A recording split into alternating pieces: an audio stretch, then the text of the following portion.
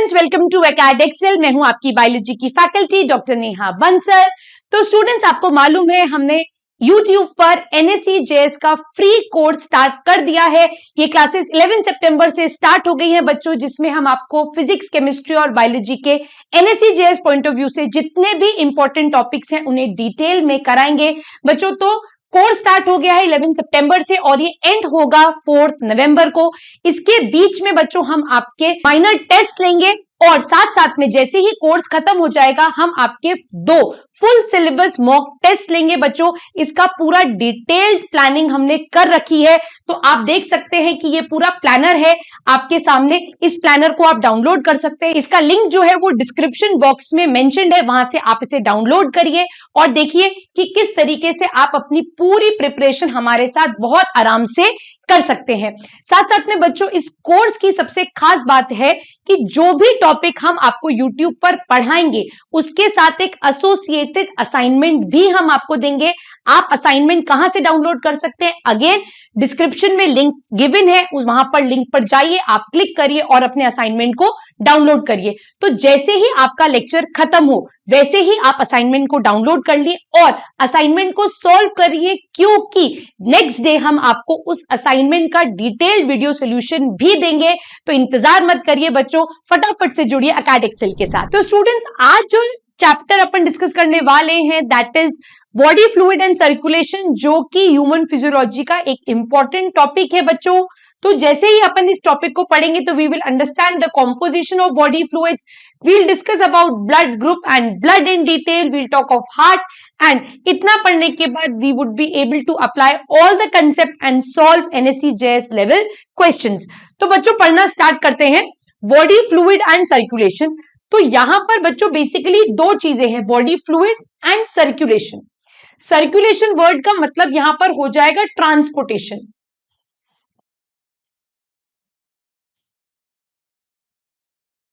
Circulation word का हुआ transportation, that means कोई भी प्रोडक्ट जो है बॉडी के अंदर, कुछ भी चीज जो बनी है उसका मूवमेंट होगा, उसका मूवमेंट होगा। ये कोई भी प्रोडक्ट बना है उसका मूवमेंट होना from the site of synthesis, from the site of synthesis to the site where it will be used, it will be either stored or it will be excreted out।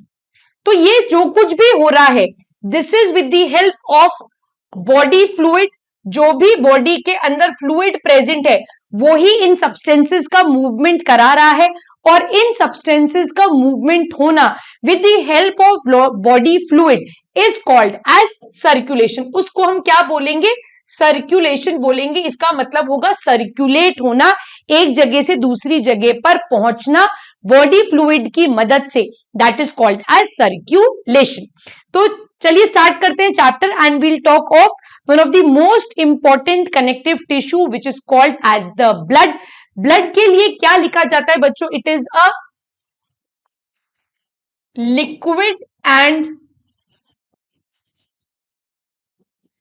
Liquid and softest connective tissue.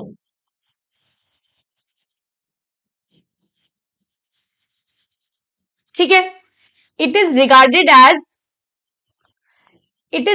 As false connective tissue. It is regarded as false connective tissue. Why? Because matrix of blood, which is the plasma,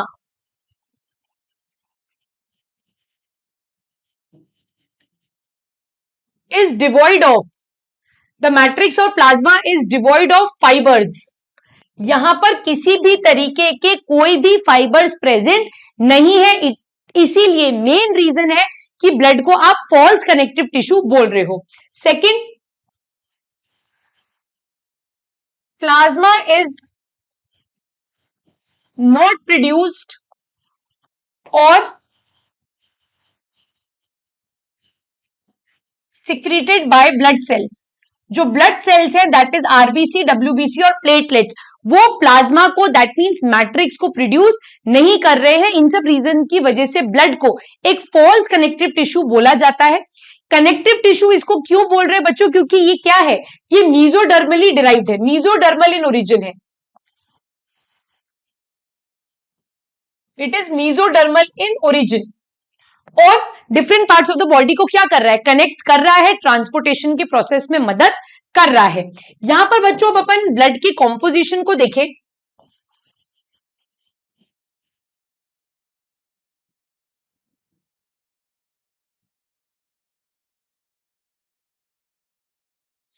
तो blood का around 55% हिस्सा, blood का 55% हिस्सा जो है बच्चों वो है plasma, which forms the matrix of blood.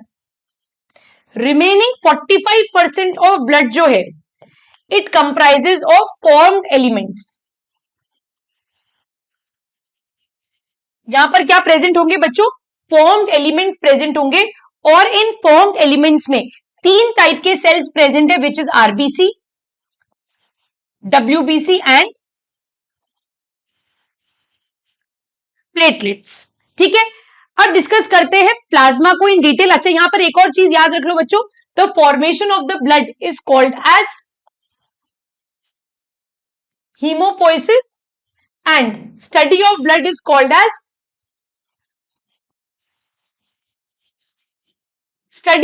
called as hematology। अब बात करते हैं प्लाज्मा की, नोट्स बनाते चले जाएंगे।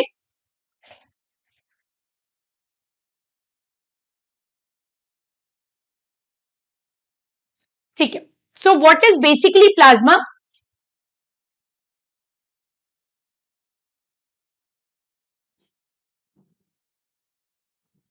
It is the liquid part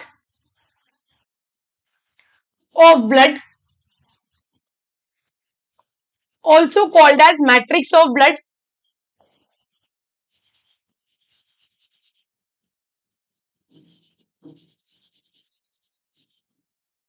pale yellow coloured है ये।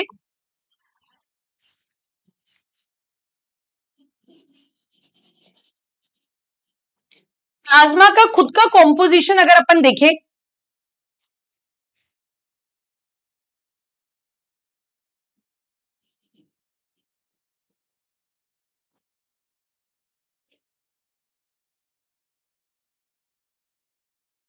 कॉम्पोजिशन ऑफ प्लाज्मा अगर मैं देखूं, so it comprises of around 91 to 92% of water.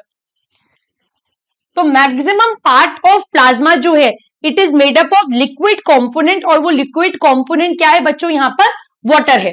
Remaining 7 to 8%, remaining 7 to 8% जो है यहां पर सॉलिड्स प्रेजेंट है। ये सॉलिड्स क्या है बच्चों, इसको स्टडी करते हैं। सॉलिड्स में मैक्सिमम पार्ट जो प्रेजेंट है वो है प्रोटीन। सॉलिड्स में मैक्सिमम पार्ट जो प्रेजेंट है बच्चों वो है प्रोटीन। यहां पर तीन टाइप के प्रोटीन आपको देखने हैं, that is albumin, globulin and fibrinogen. तीन टाइप के प्रोटीन्स जो यहां पर हैं, that is albumin, globulin and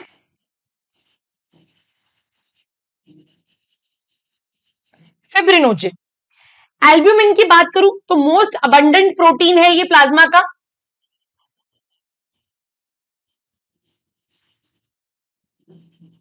इसका काम क्या है बच्चों, ब्लड कोलोइडल ऑस्मोटिक प्रेशर को बनाना, that is called as BCOP, that is blood colloidal osmotic pressure. मतलब ये ब्लड के अंदर हमेशा फ्लूइड को रिटेन करने की कोशिश करेगा ताकि सारा वाटर जो है वो टिश्यूज के पास ना पहुंच जाए, तो ये ऑस्मोटिक प्रेशर को मेंटेन करने का काम करेगा।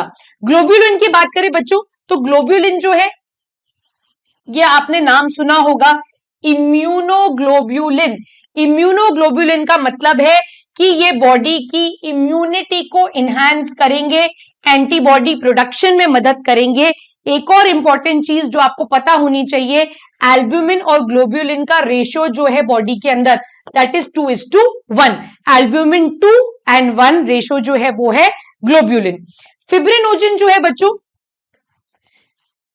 ये स्मॉलेस्ट है एंड दे विल, फिब्रिनोजन जो है बच्चों, they will help in the process of clotting of blood. ये ब्लड क्लॉट बनाने में क्या करेंगे, मदद करेंगे। रिमेनिंग सॉलिड्स जो प्लाज्मा के अंदर प्रेजेंट है, it comprises of inorganic ions, जिसमें chloride, bicarbonate, sodium, potassium etcetera. साथ साथ में यहां पर कार्बोहाइड्रेट्स प्रेजेंट होंगे, यहां पर विटामिन्स प्रेजेंट होंगे एक्सेट्रा। तो यहां पर ये कंप्लीट कॉम्पोजिशन होगा हमारे प्लाज्मा का।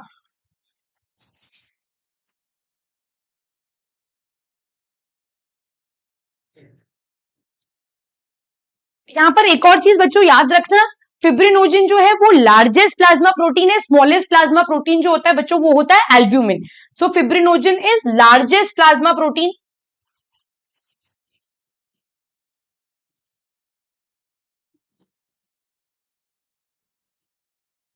और एल्ब्यूमिन जो है वो है स्मॉलेस्ट, मोस्ट न्यूमरस और smallest. So this is the composition of plasma. Plasma जो है बहुत इंपॉर्टेंट रोल प्ले करता है, क्योंकि यही ब्लड के नेचर को डिफाइन कर रहा है। अगर प्लाज्मा में कमी आ जाएगी तो ब्लड कैसा हो जाएगा, विस्कस हो जाएगा। आगे मूव करते हैं, we will talk of the formed elements. Formed elements का मतलब है यहां पर कॉर्पसल्स, कॉर्पसल्स ऑफ ब्लड। तो यहां पर आप देख सकते हो, we have RBC, then we have platelets, then we have eosinophil, basophil, neutrophil, monocyte and lymphocyte। lymphocyte में भी we have T lymphocyte and we have B lymphocyte। तो एक एक कर कर अब अपन फॉर्म्ड एलिमेंट्स को लेते हैं और उनके फंक्शंस को डिस्कस करना स्टार्ट करते हैं।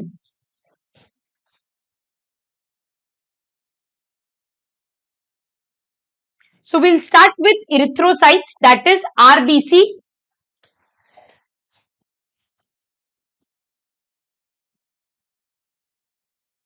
also called as RBC, that is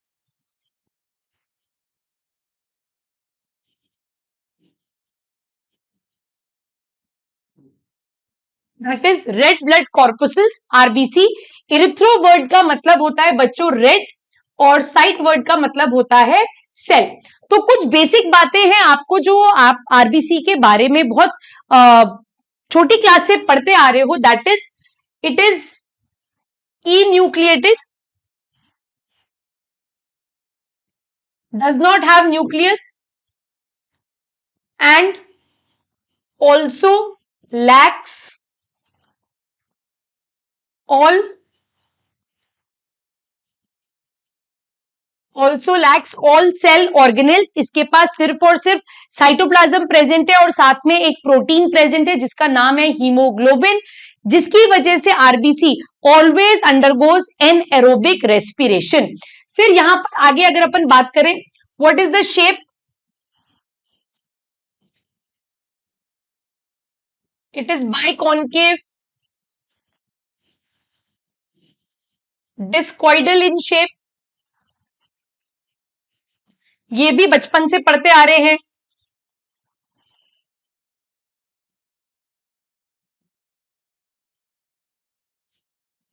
ठीक है, फिर बात करें इसके नंबर की, तो मेल फीमेल में नंबर वेरिएबल होता है, बट एक एवरेज लेकर चले तो 5 to 5.5 मिलियन पर मिलीमीटर क्यूब ऑफ ब्लड। तो 1 मिलीमीटर क्यूब ऑफ ब्लड में 5 से 5.5 मिलियन आरबीसी प्रेजेंट है। मोस्ट न्यूमरस फॉर्म्ड एलिमेंट है ये, ठीक है, मोस्ट न्यूमरस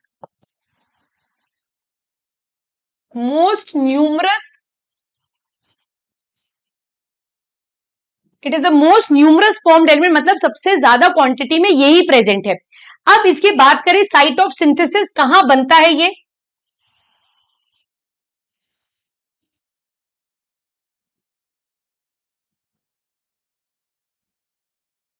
आपने ये स्ट्रक्चर देखा हुआ होगा बच्चों,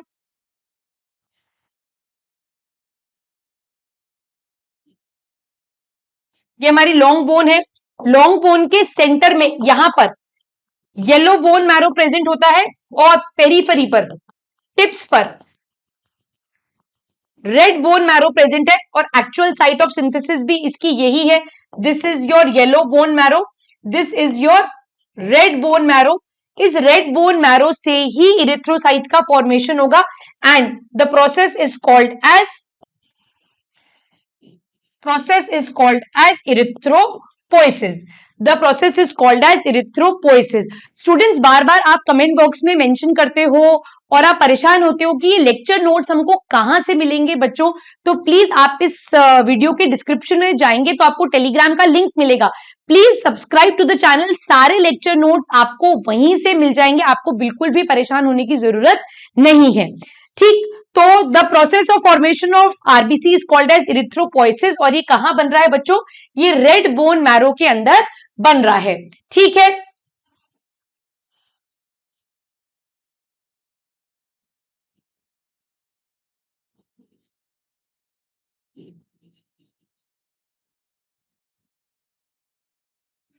बात करते हैं फंक्शन ऑफ आरबीसी की।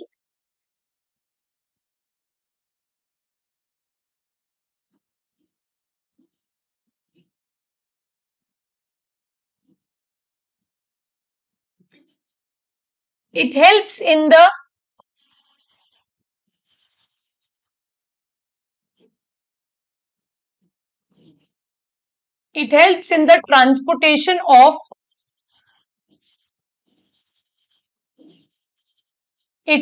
the transportation of respiratory gases। Respiratory gases में दो गैसेस आएंगी बच्चों, ऑक्सीजन और CO2, जिसमें अपन ऑलरेडी रेस्पिरेशन में पढ़ चुके हैं। 97% ऑफ ऑक्सीजन का ट्रांसपोर्टेशन किसके थ्रू होता है? आरबीसी के थ्रू होता है। आरबीसी में क्या प्रेजेंट है बच्चों? हीमोग्लोबिन प्रेजेंट है, जो कि एक कॉन्जुगेटेड प्रोटीन है। तो ये हीमोग्लोबिन आरबीसी के साथ बाइंड करता है और 97% ऑफ ऑक्सीजन को ये ट्रांसपोर्ट करता है। कार्बन डाइऑक्साइड भी हीमोग्लोबिन से बाइंड होता है और क्या बनाता है बच्चों? कार्ब अमीनो हीमोग्लोबिन बनाता है।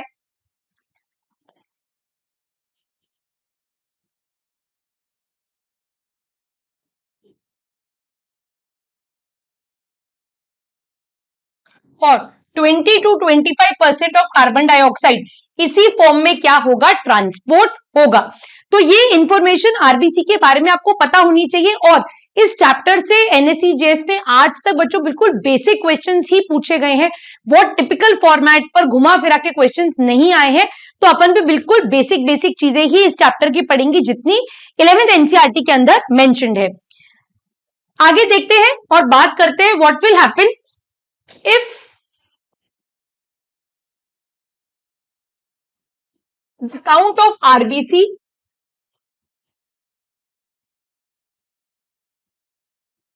increases or the count of RBC decreases। अगर आरबीसी का काउंट इंक्रीज होता है, so that condition is called as बच्चों पॉलीसाइथीमिया।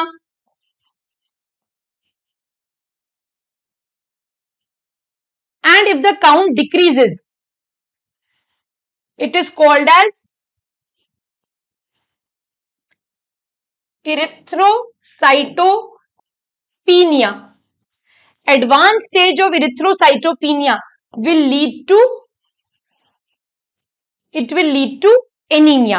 तो अगर काउंट बढ़ रहा है 5.5 मिलियन से बढ़कर 6-7 मिलियन हो रहा है तो उसको पॉलीसाइथीमिया बोलेंगे, और अगर काउंट रिड्यूस हो रहा है तो it is called as erythrocytopenia and it would ultimately result in anaemia. Anaemia एक ऐसी कंडीशन होती है बच्चों, लेमन लैंग्वेज में बात करूं तो जिसे हम बोलते हैं खून की कमी हो जाना। तो खून की कमी कब होती है? जब आरबीसी का काउंट ड्रॉप हो जाता है। और एनीमिया के केस में होगा क्या? You will feel tired all the time, lack of energy रहेगी बॉडी के अंदर, चक्कर आएंगे, और कुछ भी काम करने में मन नहीं लगेगा, बस थका थका ही महसूस होता है। So this is about RBC. यहाँ पर जहां पर अपन ने ई न्यूक्लिएटेड लिखा है बच्चों, वहां पर एक और चीज आप याद रखना कि कैमल एंड लामा की आरबीसी जो होती है बच्चों वो न्यूक्लिएटेड है। वो कैसी है? वो न्यूक्लिएटेड है। So this is about RBC. Next अपन बात करेंगे यहां पर ल्यूकोसाइट्स के बारे में। अब ल्यूकोसाइट्स, ल्यूको का मतलब होता है बच्चों व्हाइट, और साइट का मतलब होता है cell. So white blood cells are leucocyte. Leucocytes are white blood cells. इसके बारे में जनरल बातें जो आपको पता है, न्यूक्लिएटेड है,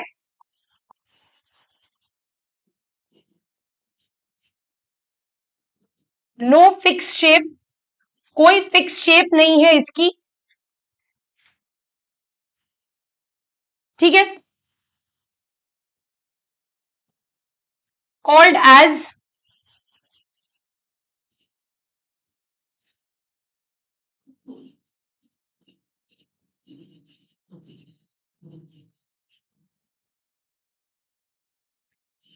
called as the soldiers of the body, because body के अंदर कहीं पर भी इंफेक्शन हो जाए तो ये डब्ल्यूबीसी ही है जो सबसे पहले साइट ऑफ इंफेक्शन पर पहुंचते हैं।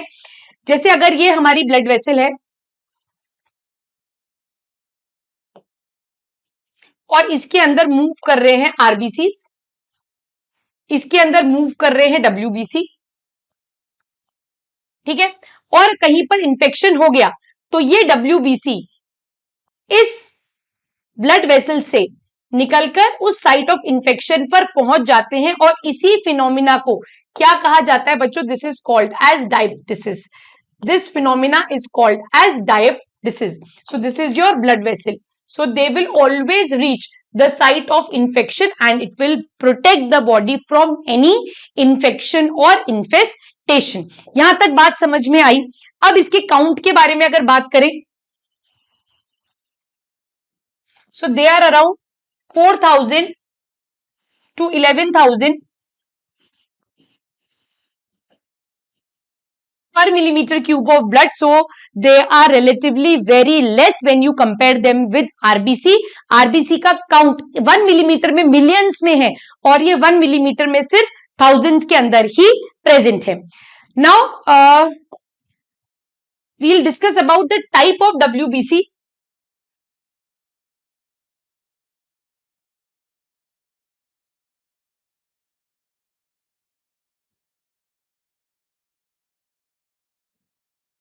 WBC के दो टाइप्स हैं।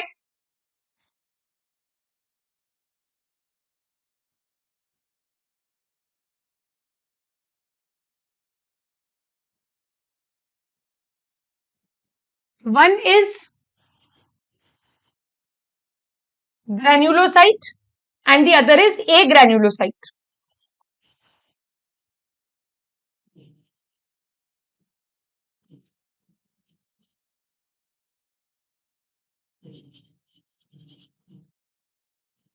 ग्रैन्युलोसाइट जो है वो 3 टाइप के हैं।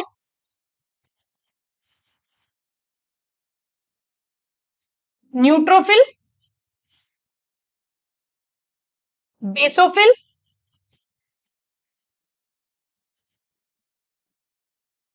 Acidophil, also called as eosinophil.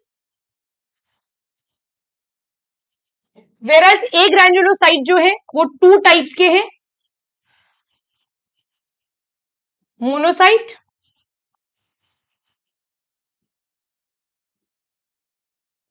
Monocyte and lymphocyte. अब what is the difference between granulocyte and A ग्रैन्युलोसाइट?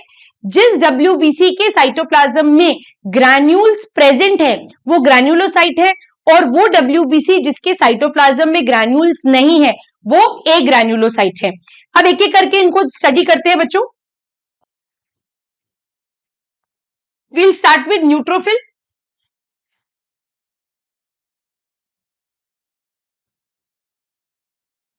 Neutrophil की दो बातें बहुत खास हैं।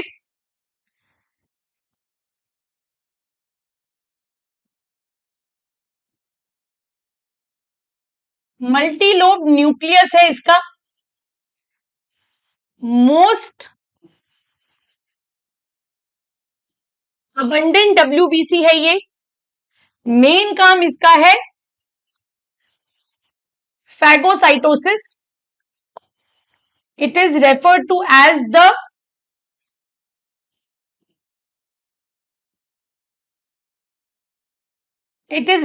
As the micro policemen of body. तो अगर अपन इसका एक शेप देखें तो ये न्यूट्रोफिल, और इसका जो न्यूक्लियस है उसको ऐसे मल्टीपल लोब्स प्रेजेंट है।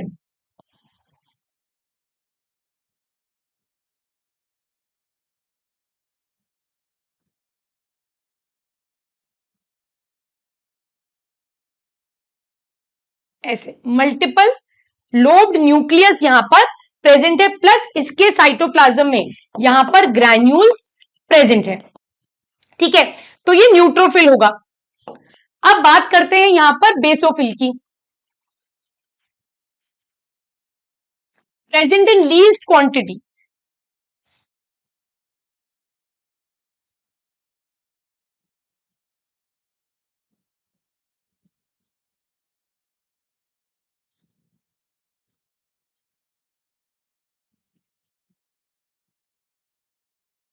सबसे मिनिमम क्वांटिटी में जो प्रेजेंट है वो बेसोफिल है। इसका जो न्यूक्लियस है बच्चों, ये भी ऐसे बाइलोब्ड स्ट्रक्चर होता है। ठीक है, ये काम क्या करेगा? It produces histamine, it produces serotonin, it produces heparin. Histamine क्या करेगा? It acts as a vasodilator, vessels को डायलेट करेगा। Serotonin acts as a vasoconstrictor. Heparin acts as a natural anticoagulant, blood को इंटरनली कोगुलेट होने से prevent करेगा। सो ये हो गए। अब यहां पर भी क्या होंगे? ग्रैन्यूल्स प्रेजेंट है। नेक्स्ट अपन बात करेंगे इओसिनोफिल,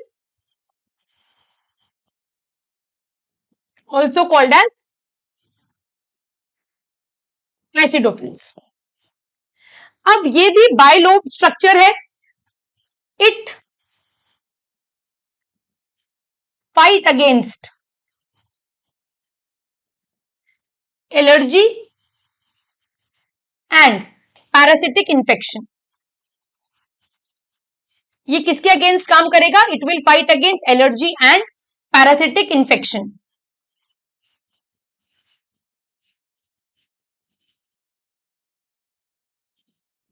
ठीक है, इसका स्ट्रक्चर अगर अपन देखें तो ये भी अगेन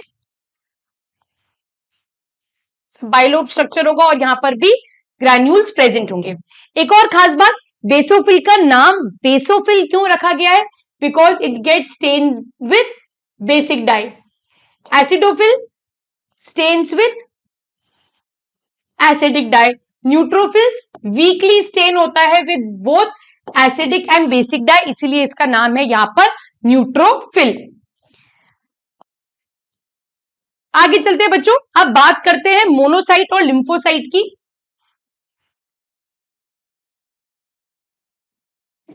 मोनोसाइट जो है लार्जेस्ट डब्ल्यूबीसी है। इसका भी मेन फंक्शन फैगोसाइटोसिस है।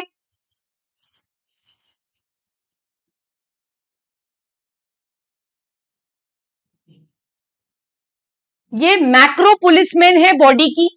इसका शेप अगर आप देखोगे तो इसका न्यूक्लियस जो होता है वो ऐसा हॉर्स शू शेप्ड या बीन शेप्ड होता है, जो कि मेजर एरिया कवर कर लेता है, और ये थिन साइटोप्लाज्म है which is devoid of any granule. फिर बात करते हैं अपन लिम्फोसाइट की।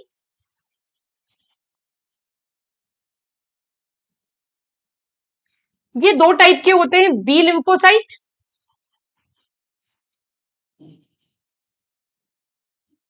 And T lymphocyte. दोनों ही बॉडी की इम्यूनिटी के लिए रिस्पॉन्सिबल है। तो इनका मेन काम है immunity. B lymphocyte deals with the formation of antibodies, whereas T lymphocyte जो होते हैं ये फर्दर डिवाइडेड होते हैं into T helper cells, T cytotoxic cells, natural killer cells. Natural killer cells तो टी लिम्फोसाइट का पार्ट नहीं है, बट ये सब मिलकर बॉडी की इम्यूनिटी में एक बहुत ही इंपॉर्टेंट रोल प्ले करते हैं।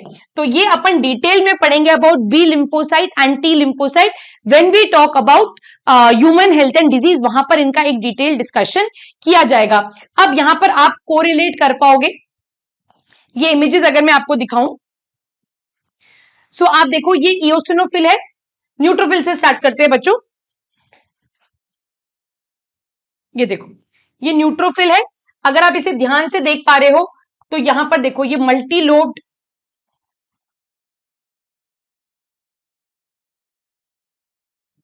ये देखो यहां पर क्या प्रेजेंट है, ये मल्टी लोब्ड न्यूक्लियस है।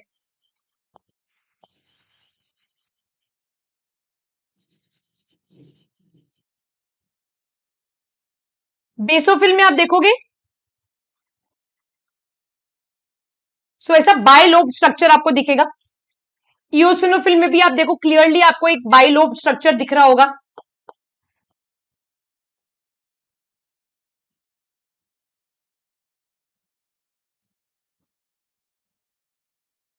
मोनोसाइट में देखिए large horse shoe shaped nucleus है जो कि maximum area of the cytoplasm को कवर कर रहा है। ये आपके बी लिम्फोसाइट और ये आपका टी लिम्फोसाइट। क्लियर है ये बात यहां तक? आरबीसी का स्ट्रक्चर ये देख लो, this is RBC devoid of any, does not have any nucleus. So यहां पर अब अपन देखेंगे बच्चों what will happen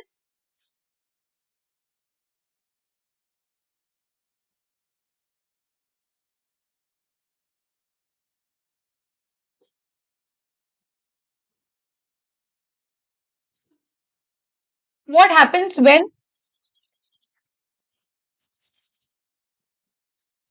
count of WBC पहला decreases.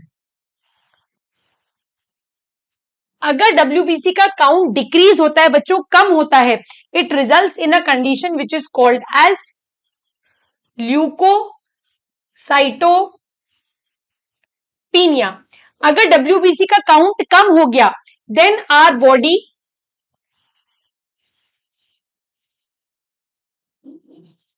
our body will be susceptible to all kinds of infection। मतलब हमें छोटे से छोटा इंफेक्शन भी बहुत इजीली लग जाएगा और our body will be susceptible. मतलब आप इसको कुछ ऐसा समझो कि अगर हमारी कंट्री जो है वो बॉर्डर से पूरी अपनी आर्मी को हटा दे तो बहुत वीक कंट्रीज, जैसे कि अगर मैं बात करूं नेपाल, तो वो भी हमको अटैक करके क्या करेगी, हरा सकती है। तो एग्जैक्टली वैसे ही अगर हमारे बॉडी में WBC का काउंट कम हो गया, सोल्जर्स का काउंट कम हो गया, तो वीक पैथोजेंस भी हमें बहुत आसानी से क्या कर पाएंगे, इन्वेट कर पाएंगे और हमारी हेल्थ को डिटोरिएट करेंगे। एग्जैक्टली ऐसा ही होता है एड्स के केस में। सेकेंड अगर अपन बात करें what happens when the count increases, अगर काउंट इंक्रीज हुआ है so it results in a condition which is called as leucocytosis. और अगर बहुत ज्यादा काउंट इंक्रीज हो जाएगा so the condition is called as leukaemia. इसी ल्यूकीमिया को बच्चों आप क्या बोलते हो, it is called as blood cancer. तो अगर माइनर अमाउंट में काउंट इंक्रीज हुआ है, जैसे 11,000 से 12,500 हो गया, 13,000 हो गया बच्चों, सो दैट इज सजेस्टिव कि बॉडी के अंदर कोई ना कोई इंफेक्शन है जिससे हमारी WBC फाइट कर रही है, बट ड्यू कोर्स में ये काउंट वापस से कम हो जाएगा। लेकिन अगर ये काउंट बढ़कर लाख और मिलियन में पहुंच जाता है बच्चों, सो ये एक अलार्मिंग सिचुएशन है and the condition is called as leukaemia which is called as blood cancer. So this is about WBC। अब बात करते हैं next type of formed element की, that is thrombocytes.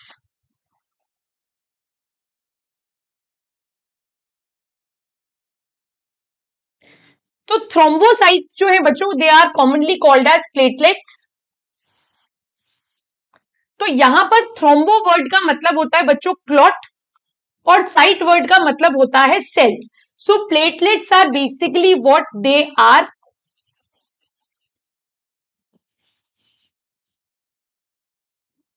They are clot forming cells. ये ऐसे sales हैं जो injury होने पर हमारी बॉडी से ब्लड लॉस को प्रिवेंट करेंगे और क्या बनाएंगे, क्लॉट का फॉर्मेशन करेंगे. अब ये जो थ्रोम्बोसाइट्स है, they are not true cells. ये ट्रू सेल्स नहीं है. They are fragments of a cell which is called as megakaryocyte.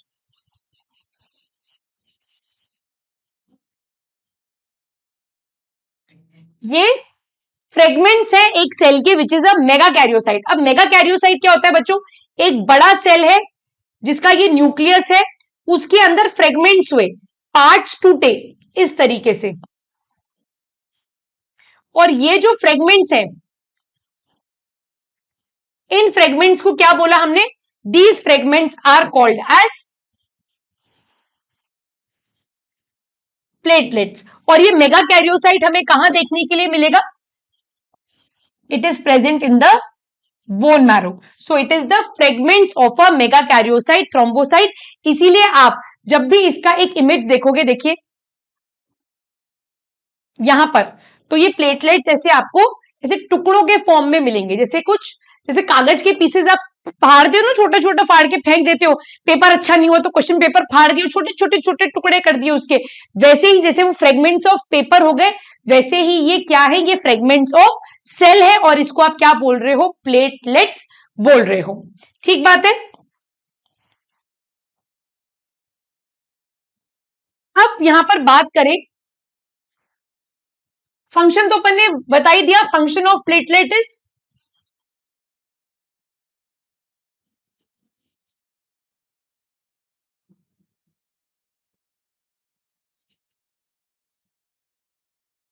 It helps in clot formation.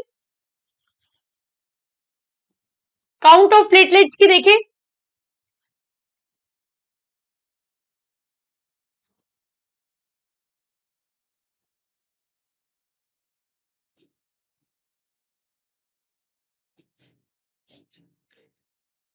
it is 1.5 lakhs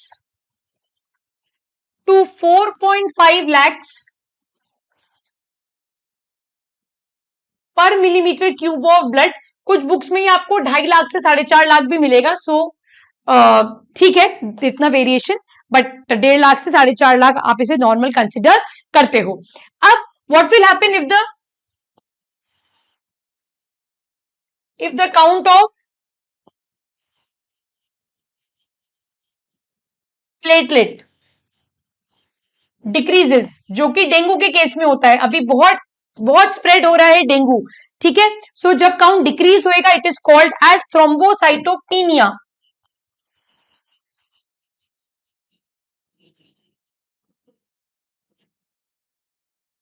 खून पतला हो जाएगा. What if count increases, it is called as thrombocytosis.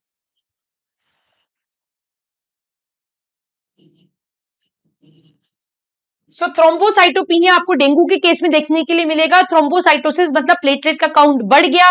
तो जब भी बच्चों किसी भी फॉर्म्ड एलिमेंट का काउंट बढ़ेगा तो ब्लड की विस्कोसिटी बढ़ेगी. अगर फॉर्म्ड एलिमेंट का काउंट घटेगा तो ब्लड का लिक्विड नेचर ज्यादा हो जाएगा, and there would be chances कि आपको बहुत इजीली क्या होने लग जाए, ब्लीडिंग होने लग जाए. This would particularly happen in case of thrombocytopenia. Moving further students, अब अपन अगर ब्लड को सेंट्रीफ्यूज करके देखें बच्चों, एक टेस्ट ट्यूब ले,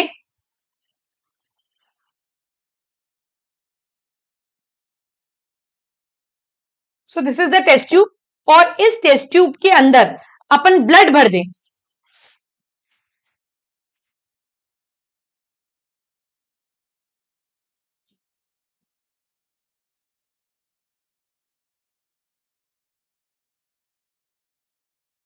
so this test tube is filled with blood.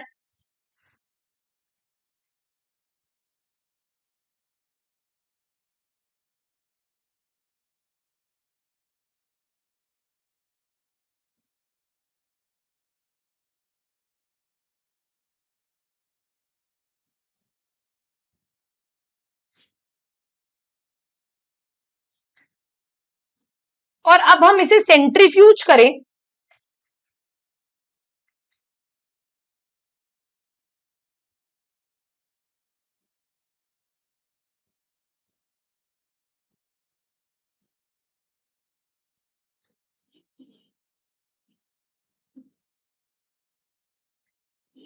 So what we will find is बच्चों,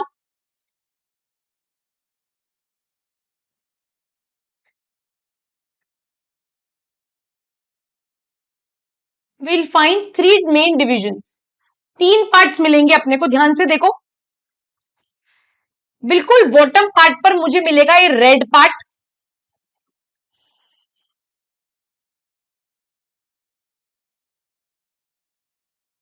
जो सबसे पहले सेटल हो जाएगा। फिर मुझे मिलेगा एक बफी कोट, यहां पर ऐसा मुझे मिलेगा एक बफी कोट।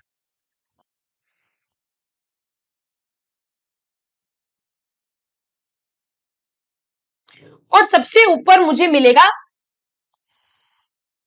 येलो कलर का ऐसा liquid.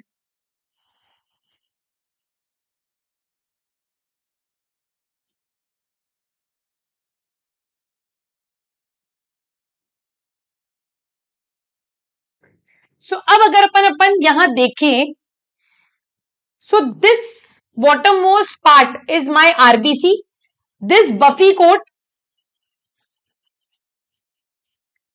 comprises of all types of WBC and it also comprises of platelets, and this yellow part is the plasma. So on centrifusion या on centrifugation I will find this type of composition in the blood. ठीक है बच्चों, clear, इसमें कोई doubt?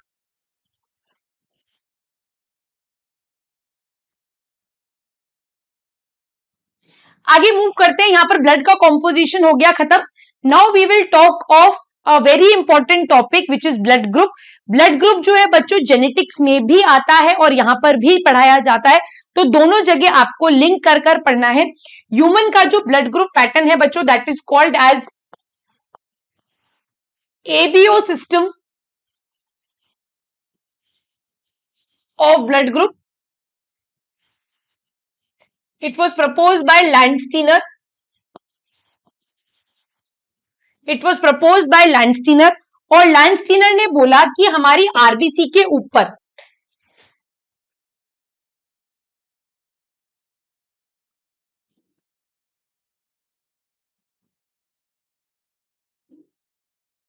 हमारी RBC के ऊपर कुछ स्पेसिफिक एंटीजेंस प्रेजेंट है।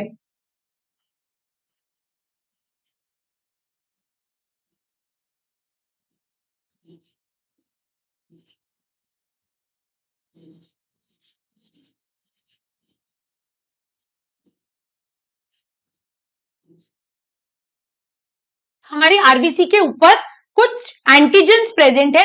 अगर ए टाइप के एंटीजेंस प्रेजेंट है, अगर ए एंटीजन प्रेजेंट है तो ब्लड ग्रुप क्या हो जाएगा? ए ब्लड ग्रुप प्रेजेंट होगा। अगर बी एंटीजन प्रेजेंट है तो ब्लड ग्रुप बी हो जाएगा।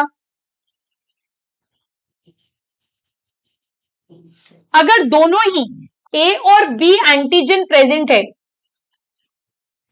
तो ए बी ब्लड ग्रुप हो जाएगा। और अगर एक भी एंटीजन प्रेजेंट नहीं है, जीरो एंटीजन, तो वो ब्लड ग्रुप क्या हो जाएगा? ओ टाइप ऑफ ब्लड ग्रुप हो जाएगा।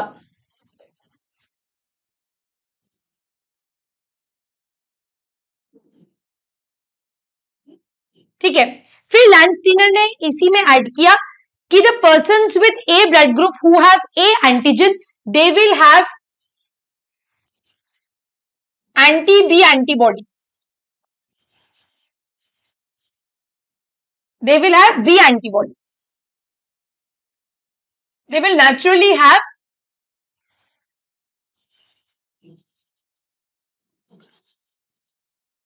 B वाले के पास नेचुरली A एंटीबॉडी प्रेजेंट है, इसके पास नो एंटीबॉडी, और ओ वाले के पास ए और बी दोनों के लिए क्या प्रेजेंट है, एंटीबॉडी प्रेजेंट है। यही देखो एनसीईआरटी ने यही समझा रखा है। A blood group antigen A, B blood group antigen B, A B blood group both A and B, O के पास एक भी नहीं, एंटीबॉडीज इन प्लाज्मा, ए के पास एंटी बी है, बी के पास एंटी ए है, इसके पास एक भी नहीं, इसके पास दोनों। तो ए वाला किसको डोनेट कर सकता है अपना ब्लड ग्रुप, ए और ओ को कर सकता है, ए बी को भी कर सकता है। बी वाला, अच्छा डोनर ग्रुप, यहां पे रिसीव करने की बात कर रहे हैं, okay, this is they are talking of किस किस से ब्लड ले सकता है। तो ए वाला ए और ओ से ले सकता है, बी वाला बी और ओ से ले सकता है, ए बी वाला सबसे ले सकता है, और ओ वाला सिर्फ ओ से ले सकता है। तो यहां पर अपन एक कंक्लूजन निकाल सकते हैं कि ए बी ब्लड ग्रुप जो है वो क्या हो जाएगा, यूनिवर्सल रेसिपिएंट, वो किसी से भी अपना ब्लड ले सकता है, ये हो जाएगा यूनिवर्सल रेसिपिएंट, और ओ जो है ये हो जाएगा यूनिवर्सल डोनर। ठीक, क्लियर है ये बात यहां तक। अब यहां पर एक और इंपॉर्टेंट फैक्टर के बारे में अपन बात करेंगे, दैट इज RH फैक्टर। ये पहली बार देखा गया था बच्चों रीसस मंकी के केस में, इसीलिए इसका नाम आया RH फैक्टर। अब ह्यूमंस के आरबीसी पर ए बी एंटीजन के अलावा एक और एंटीजन प्रेजेंट है, that is called as RH factor. If this RH factor, if RH factor is present, the blood group is RH positive, that means blood group हो सकता है A positive, B positive, O positive, AB positive.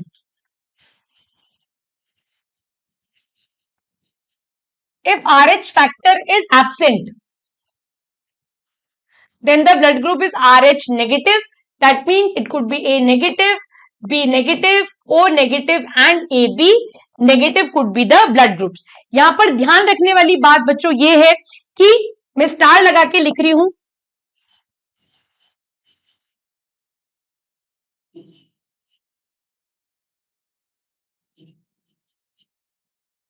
person with RH positive blood group can receive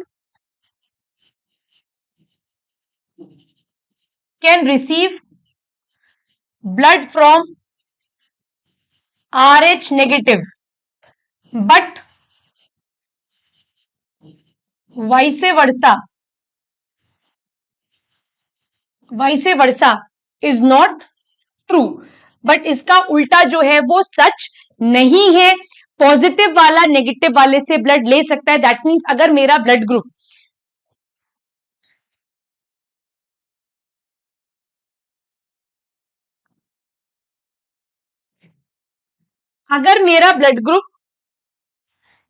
A positive है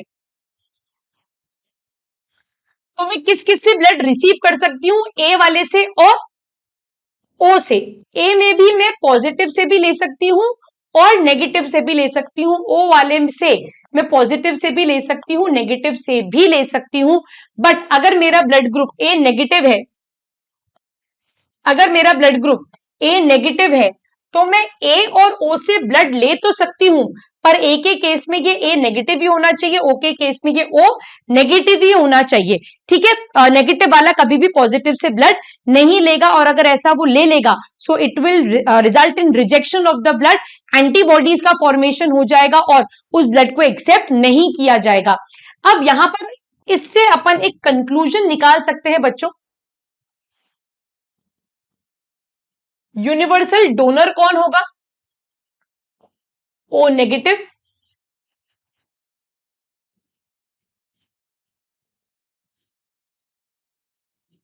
universal acceptor कौन हो जाएगा,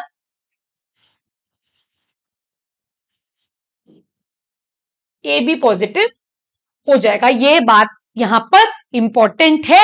इसी के base से आप सारे टाइप के ब्लड ग्रुप्स में बना सकते हो बच्चों कि ए वाला, ए पॉजिटिव वाला किसको दे सकता है ब्लड, किससे ले सकता है, ए नेगेटिव वाला, बी नेगेटिव, बी पॉजिटिव, पूरी टेबल आप बना सकते हो और मेरे साथ कमेंट बॉक्स में शेयर कर सकते हो बच्चों। सो अब अपन नेक्स्ट टॉपिक पर मूव करेंगे, that is coagulation of blood, कि ब्लड के केस में क्लॉट का फॉर्मेशन कैसे होता है। How is a clot form in the body, इसको अपन डिस्कस करते हैं। So how is a clot formed in the body, तो ultimate function of the clot is to prevent blood loss. ठीक है, ब्लड लॉस को प्रिवेंट करना is basically the function of clot. तो आपको कभी भी कोई इंजरी हो जाती है, आप खेलते खेलते गिर जाते हो, ब्लीडिंग होने लगती है, तो थोड़े टाइम बाद वहां से ब्लड आना जो है बच्चों वो बंद हो जाता है। और अगर आपने उसे ध्यान से देखा हो तो ब्लड वहां पर एक जैसे गाढ़ा सा एक स्ट्रक्चर बन जाता है ना, एक थक्का जैसा जम जाता है, that is basically called as a clot. So the process by which the process by which the blood loss is prevented is called as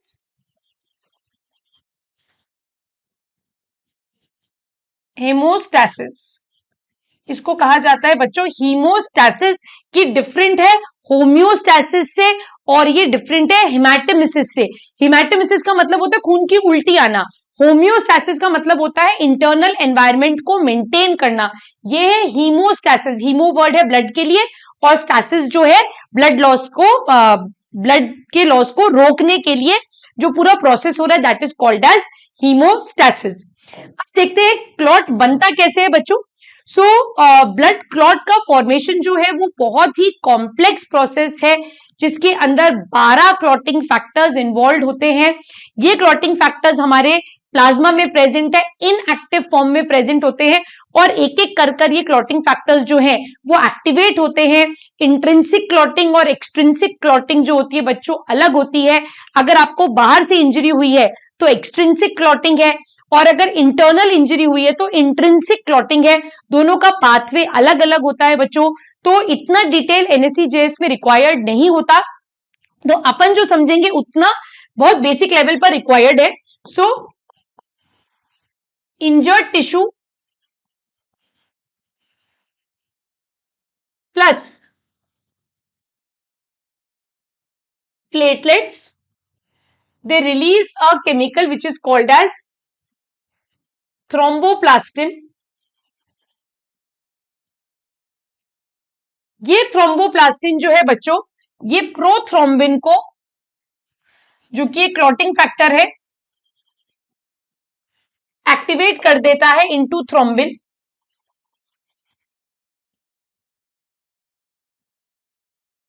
thrombin क्या करता है,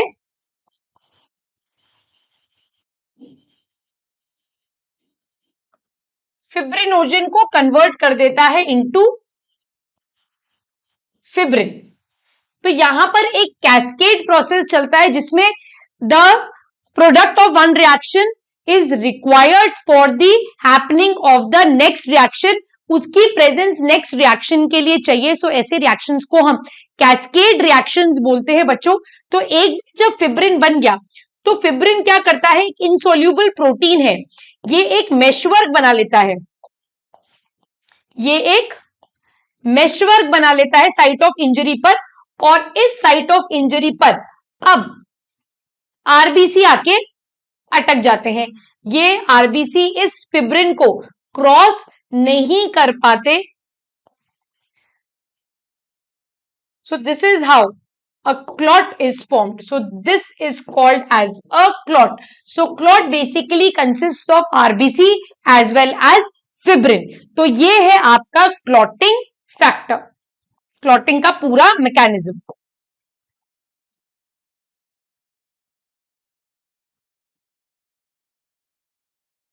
ठीक है, यहां तक कोई डाउट नहीं होना चाहिए आपको।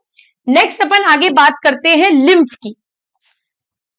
Lymph is very commonly called as the middle man of the body.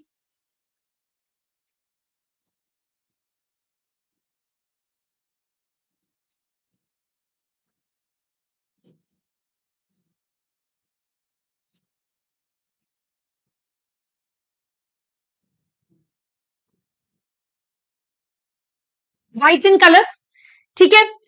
ये क्या करता है, it serves as a connect between the blood and the body tissue. अब लिम्फ का फॉर्मेशन कैसे होता है बच्चों, ये इंपॉर्टेंट है और इसमें आप मैक्सिमम कंफ्यूज्ड भी रहते हो, तो कंफ्यूज नहीं रहना है, इस पूरे प्रोसेस को अपन समझते हैं। ये हमारे हार्ट से निकलती है आर्टरी बच्चों। आर्टरी डिवाइड होती है ऐसे आर्टीरियोल्स में। आर्टीरियोल बना लेती है बच्चों एक कैपिलरी का नेटवर्क।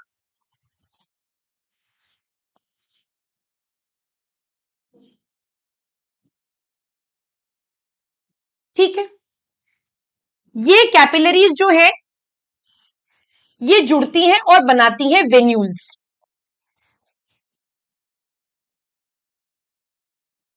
ये वेन्यूल्स जुड़ती हैं और बनाती हैं वेन्स। और ये वेन्स जो है ये पहुंच जाती हैं किसके पास बच्चों, हमारे पंपिंग ऑर्गन के पास, जिसका नाम है हार्ट।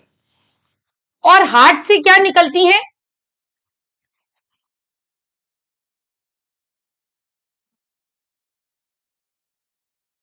हार्ट से निकलती है artery.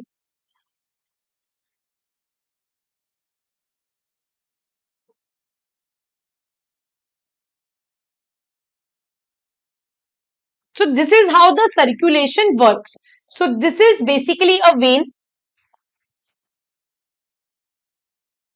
This is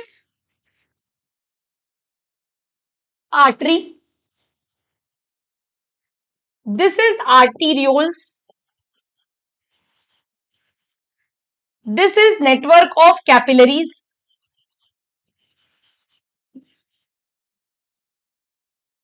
This is venules. And this is veins. And this process repeats. अब जब इन आर्टरी से ब्लड आ रहा है, आर्टीरियोल्स में जाएगा। आर्टीरियोल से ये ब्लड जो है बच्चों कैपिलरीज में जाता है। कैपिलरीज बहुत ही पतली ट्यूब्स होती हैं और एंडोथीलियम की बनी हुई होती हैं। हमेशा याद रखना, जहां पर भी कैपिलरी होगी वहां पर ब्लड का फिल्ट्रेशन होगा ही होगा, ये सत्य है। तो यहां पर क्या होता है बच्चों, ब्लड का फिल्ट्रेशन होता है and some amount of liquid comes out of the blood. यहां पर कुछ amount of liquid from the blood comes out. और इस फ्लूइड को अपन क्या बोलते हैं बच्चों, this fluid is called as interstitial. इसको हम क्या बोलते हैं, this is called as interstitial fluid. अब ये जो इंटरस्टिशियल फ्लूइड है बच्चों, ये टिश्यू और पार्ट्स में एक्सचेंज कराता है। टिश्यू से ये ऑक्सीजन को देता है, टिश्यू से कार्बन डाइऑक्साइड को लेगा, ग्लूकोज देगा। तो जो भी एक्सचेंज है वो यहां पर हो गया। Remaining part of the blood जो है, जो डीऑक्सीजनेटेड ब्लड है, वो आ गया इन वेन्यूल्स और वेन्यूल से ये आ गया हमारी वेन्स के पास। ये सर्कुलेशन से वापस से हार्ट के पास पहुंच गया। दिक्कत यह है बच्चों की सम अमाउंट या मेजर अमाउंट ऑफ ब्लड जो है वो फिल्टर होकर इंटरस्टिशियल फ्लूइड बन गया। इसे आपको आपके सर्कुलेशन का हिस्सा वापस से बनाना ही पड़ेगा। और इसको बनाने के लिए हमारे पास यहां पर स्पेशल डक्ट्स प्रेजेंट हैं। We have specialised ducts which are called as lymph ducts. यहां पर स्पेशलाइज्ड डक्ट्स प्रेजेंट है which are called as lymph ducts. तो ये जितना भी इंटरस्टिशियल फ्लूइड है ये कहां चला जाता है, इन लिम्फ डक्ट्स के पास चला जाता है। ये लिम्फ डक्ट्स जो है, अब ये इंटरस्टिशियल फ्लूइड जब इन लिम्फ डक्ट्स में चला गया तो अब आप इसे क्या कह रहे हो, लिम्फ कह रहे हो। ये लिम्फ डक्ट है और ये लिम्फ डक्ट जो है बच्चों ये कहां ओपन हो जाती है, they enter into the when, they drain their secretion into the when. ये क्या है, लिम्फ डक्ट है। तो जितनी भी लिम्फ डक्ट्स है वो अपना जितना भी फ्लूइड है वो किसके अंदर ड्रेन कर देती है, वेन के अंदर ड्रेन कर देती है, goes back to the heart and then it is recirculated again and again. So this is the pathway through which the interstitial fluid becomes the part of your circulation again. यहां पर अगर अपन इसे समझे तो आप देखो, ये आर्टरी, इसने यहां पर एक नेटवर्क बनाया कैपिलरीज का, इसने बनाई यहां पर वेन, ठीक। यहां पर ब्लड का फिल्ट्रेशन हुआ, ब्लड का लिक्विड पार्ट बाहर आया जिसको आपने इंटरस्टिशियल फ्लूइड बोला। ये फ्लूइड जो है ये ड्रेन हुआ किसमें, लिम्फ डक्ट्स, लिम्फ कैपिलरीज, और ये किसमें वापस चले गए, they enter back into, they drain back themselves into the vein, and this is how the circulation is established. इसीलिए बहुत स्पष्ट शब्दों में बोला जाता है लिम्फ का flow,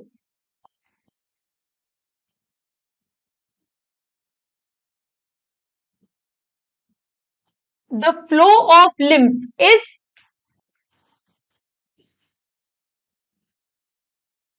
unidirectional as it flows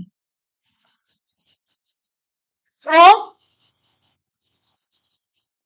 organ या टिश्यू टू हार्ट, ठीक है। अब लिम्फ के पास क्या प्रेजेंट है बच्चों, लिम्फ के पास प्रेजेंट होते हैं lymphocytes, so it helps to fight against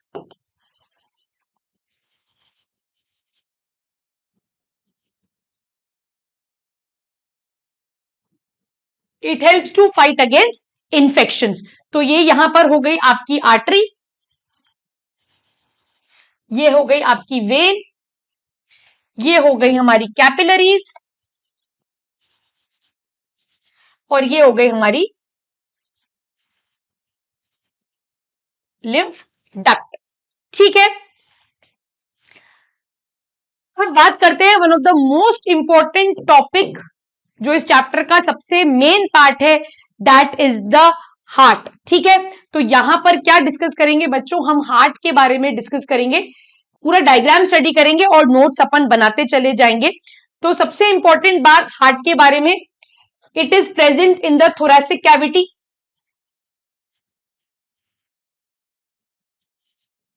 between two lungs, it is covered by pericardium,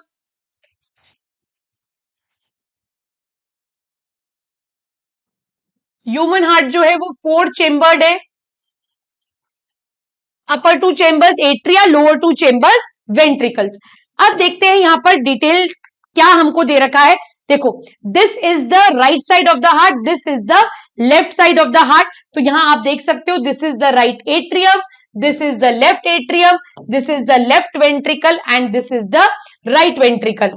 अब लेफ्ट वेंट्रिकल के बारे में information, largest chamber,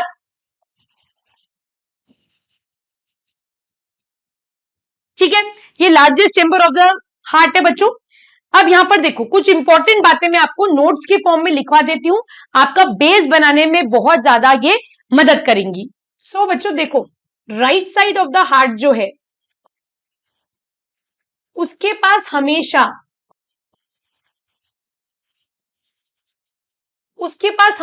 deoxygenated blood होगा, ये याद रखो। Left side of the heart जो है उसके पास हमेशा ऑक्सीजनेटेड ब्लड होगा, ये बात भी हमेशा ध्यान रखो। अब बात करते हैं एट्रिया की। एट्रिया जो है बच्चों उसके पास हमेशा, मतलब it will always receive blood. Ventricle जो है it will always pump blood, ठीक। तो यहां पर देखो, अब ये जो स्ट्रक्चर यहां पर दे रखा है, so this is the right atrium. ये राइट एट्रियम क्या करेगा, डीऑक्सीजनेटेड ब्लड रिसीव करेगा। कहां से रिसीव करेगा बच्चों, बॉडी से रिसीव करेगा through superior vena cava and inferior vena cava. यहां देख सकते हो आप, ये वेना कावा है। कैसी वेना कावा है ये? सुपीरियर वेना कावा। और ये है आपकी inferior vena cava. Superior vena कावा upper part of the body से डीऑक्सीजनेटेड ब्लड लाएगी और inferior vena cava lower part of the body से डीऑक्सीजनेटेड ब्लड को लेकर आएगी। ये सारा ब्लड यहां राइट एट्रियम में डिपॉजिट हो जाएगा बच्चों।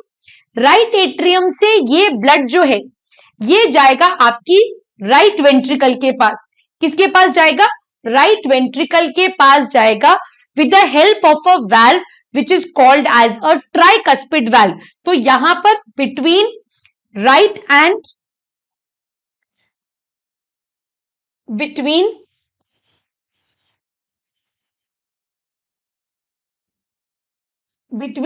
right atria and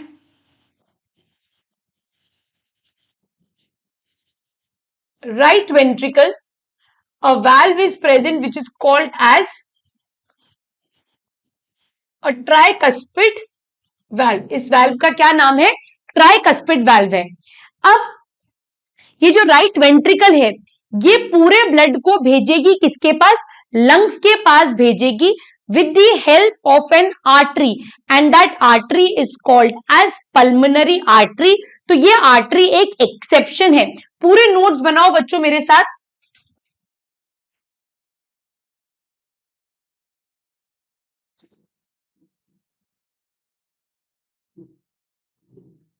From right ventricle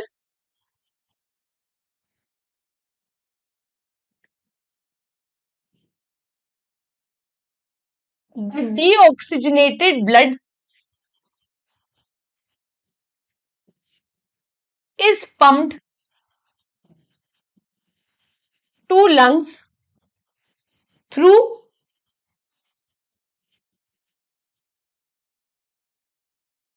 pulmonary artery।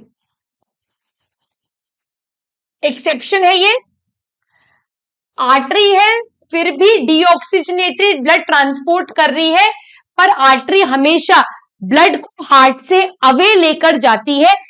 तो डेफिनेशन के हिसाब से एक्सेप्शन नहीं है, बट हाँ इट कैरीज डीऑक्सीजनेटेड ब्लड। अब ब्रीदिंग और एक्सचेंज ऑफ गैस में अपन बच्चों ऑलरेडी पढ़ चुके हैं कि लंग्स में क्या होगा? ब्लड का ऑक्सीजनेशन होगा। तो ब्लड ऑक्सीजनेट होकर लंग से कहां आएगा बच्चों? लेफ्ट एट्रिया के पास आएगा। तो यहां पर भी नोट्स बनाओ।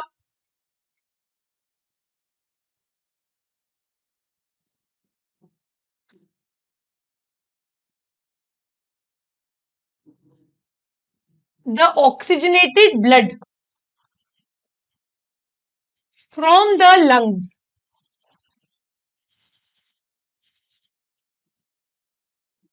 reaches the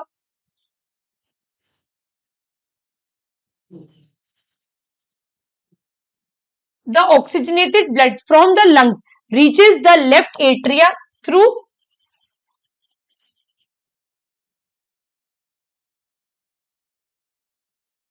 pulmonary vein। When है फिर भी ऑक्सीजनेटेड ब्लड कैरी कर रही है, पर डेफिनेशन के हिसाब से वेन वो ब्लड वेसल है जो ब्लड को हार्ट के पास लेकर आती है। तो डेफिनेशन के हिसाब से बच्चों एक्सेप्शन नहीं है, बट नेचर ऑफ ब्लड के हिसाब से ये एक्सेप्शन है। This blood, the blood from left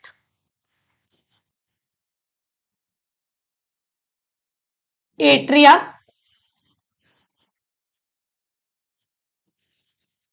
reaches the left ventricle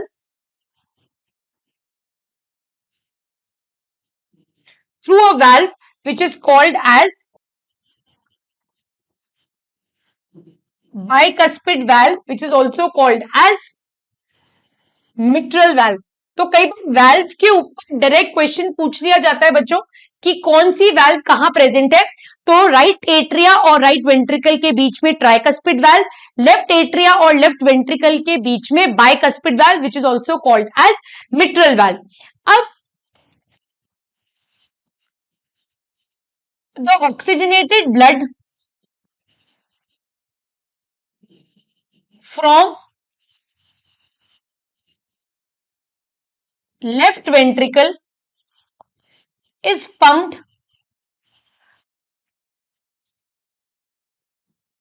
it is pumped to the body through aorta.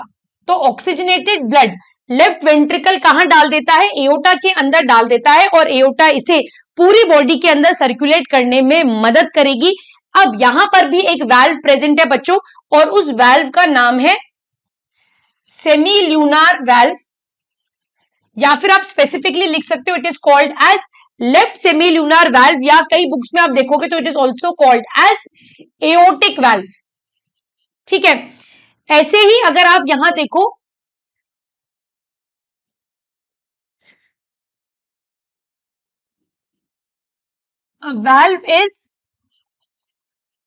a valve is present between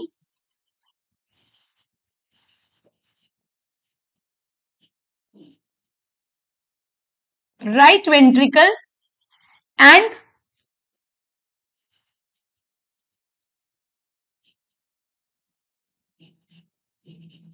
a valve is present between right ventricle and pulmonary artery and that is called as right semilunar valve या फिर it is also called as pulmonary semilunar valve. तो ऐसे नाम आपको books में मिल जाएंगे. तो ये यहां पर एक कंप्लीट एक्सप्लेनेशन हो गया whatever is mentioned in the diagram here. तो देखो ये रहा aorta, it will circulate blood to the body. Body की सबसे बड़ी आर्टरी है ये. Pulmonary artery, pulmonary veins, left atrium, bundle, ये बंडल ऑफ हिज अपन पढ़ेंगे. वेना कावा यहाँ प्रेजेंट है. तो ये पूरा डिस्क्रिप्शन यहाँ पर कंप्लीट हो गया. अब बात करते हैं बच्चों कि वेंट्रिकल्स जो है उसके पास एक स्पेशल मस्कुलर सिस्टम प्रेजेंट होता है. अब वेंट्रिकल की जो वॉल्स है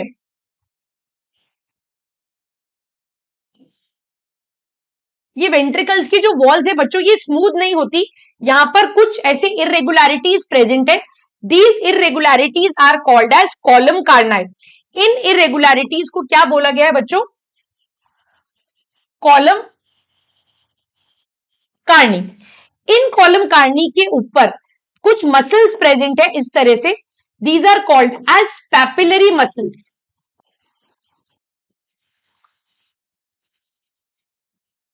this papillary muscle is connected with, ये जो पैपिलरी मसल्स है ये कनेक्टेड है with thread like structures which are called as chordae टेंडेनी.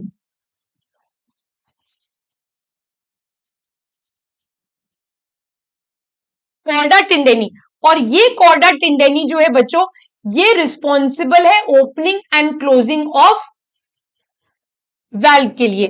तो यहां पर वेंट्रिकल्स की सरफेस जो है बच्चों को स्मूथ नहीं है. आप यहां देख सकते हो it has irregularities which is called as columnae carneae. Columnae carneae से कुछ मसल्स निकलती है which is called as papillary muscles which are in connection with the chordae tendineae. ये आप देख सकते हो धागे जैसे स्ट्रक्चर्स.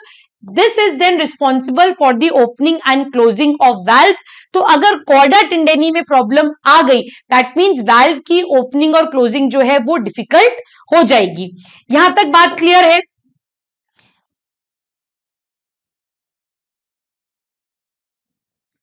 अब यहां पर एक और इंपॉर्टेंट चीज अपन देखते हैं,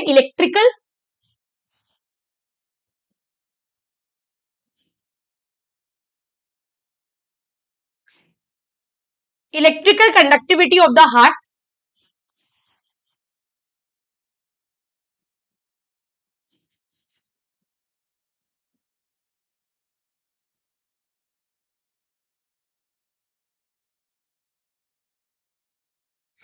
जो ह्यूमन हार्ट जो है वो मायोजेनिक है.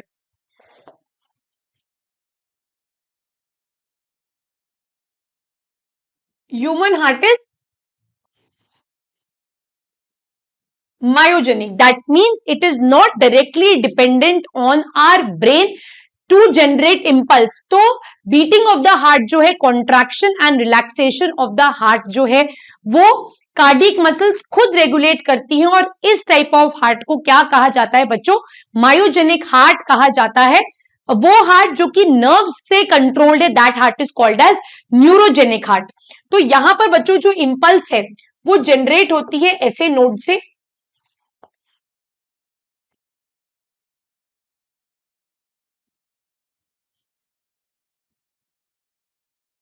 ऐसे नोड,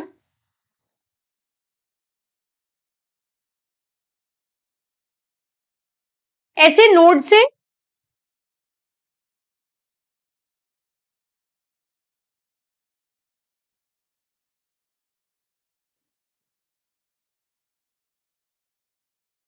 ऐसे नोड से it goes to AV node,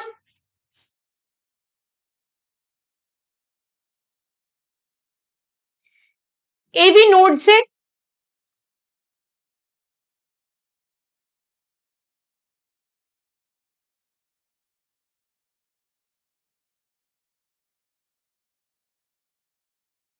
it goes to bundle of his,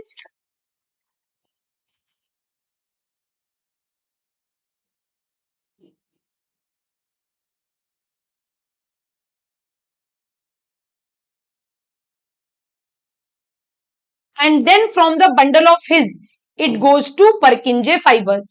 Very important, ये important है।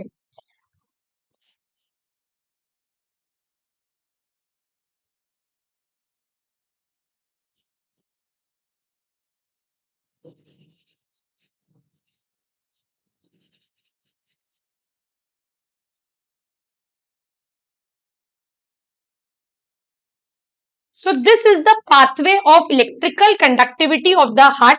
ऐसे नोड जो है बच्चों वो राइट एट्रियम पर प्रेजेंट है, and it is also called as the pacemaker of the heart. क्या कहा जाता है इसको? It is called as the pacemaker. Then is the AV node, then is bundle of His. Bundle of His कहां present है बच्चों? Interventricular septum,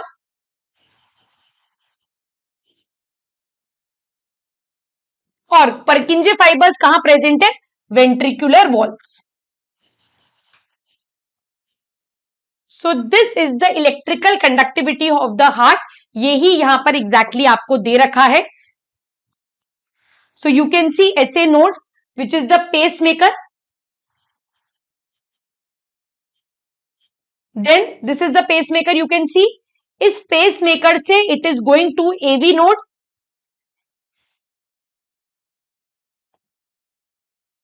ऐसे node से it is going to the AV node, ठीक है। AV node से it is going to bundle of His, and from the bundle of His it is going to the walls of the ventricles, and that forms the परकिंजे fibres. So यहां से SA node जो हो गया आपका pace maker हो गया, आपका जो ये एवी नोड हो गया ये आपका एट्रिया और वेंट्रिकुलर के जंक्शन पर प्रेजेंट है, देन वेंट्रिकुलर सेप्टम पे bundle of His, and ventricular walls पर आपके परकिंजे फाइबर्स जो है वो प्रेजेंट है। And this electrical conductivity of the heart is very very important, ठीक है। ये वाला पार्ट क्लियर है? मैं कॉलम काटना है, लिख दूं?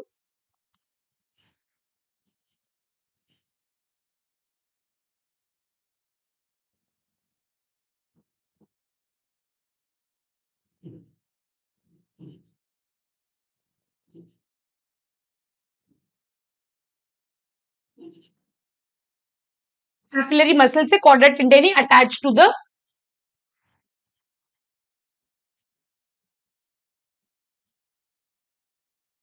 ठीक। अब बात करते हैं बच्चों नेक्स्ट इंपॉर्टेंट टॉपिक की, that is ECG. ECG is the graphical representation,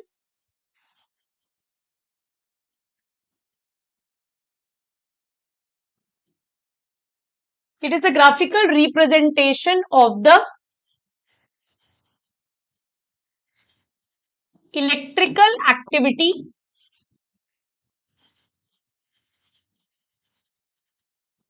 it is the graphical representation of the electrical activity of the heart. आपने कहीं ना कहीं कभी ना कभी ऐसा ग्राफ जरूर देखा होगा किसी मूवी में, किसी सीरियल में, कि टिट टिट टिट टिट पिप पिप पिप पिप आवाज चल रही है और एकदम से एक ब्लैंक लाइन आ जाती है। तो ब्लैंक लाइन आने का मतलब है कि हमारे हार्ट ने जो है अब काम करना बंद कर दिया है। So this representation is very very important. तो यहां पर बच्चों इसको समझने से पहले एक दो टर्म्स मैं आपको समझाना चाहूंगी।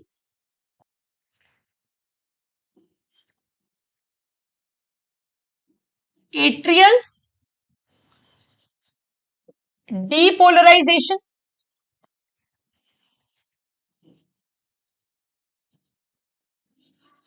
Ventricular depolarisation,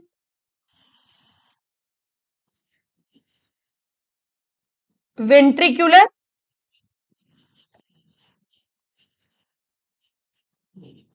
repolarisation. Atrial depolarisation का मतलब है बच्चों की एट्रिया क्या कर रहा है, एट्रिया कॉन्ट्रैक्ट कर रहा है, और इस कॉन्ट्रैक्शन ऑफ एट्रिया को क्या कहा जाता है बच्चों, it is called as systole. Ventricular depolarisation का मतलब होता है कि वेंट्रिकल्स क्या कर रहे हैं, वेंट्रिकल्स कॉन्ट्रैक्ट कर रहे हैं, and this contraction of ventricle is called as systole. Ventricular repolarisation का मतलब है ventricles are relaxing and this is called as diastole। तो जब एट्रिया कॉन्ट्रैक्ट होंगे तो एट्रिया, राइट एट्रिया और लेफ्ट एट्रिया अपना ब्लड किसमें देंगे बच्चों, right and left ventricle respectively. अब अगर वेंट्रिकल्स कॉन्ट्रैक्ट होंगे तो वो अपना ब्लड किसमें देंगे, राइट वेंट्रिकल देगा पल्मोनरी आर्टरी में और लेफ्ट वेंट्रिकल देगा एओर्टा में। वेंट्रिकल्स जब रिलैक्स होना स्टार्ट करेंगे that means ventricles are ready to be filled by the blood again. और यही एक्टिविटी जो है बच्चों ये इस ग्राफ फॉर्म में रिप्रेजेंटेड रहती है, जिसमें पी वेव जो है ये सिंबलाइज करती है एट्रियल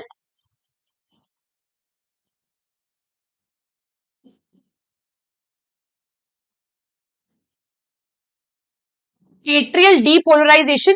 ये क्यूआरएस सेगमेंट जो है ये रिप्रेजेंट करता है वेंट्रिकुलर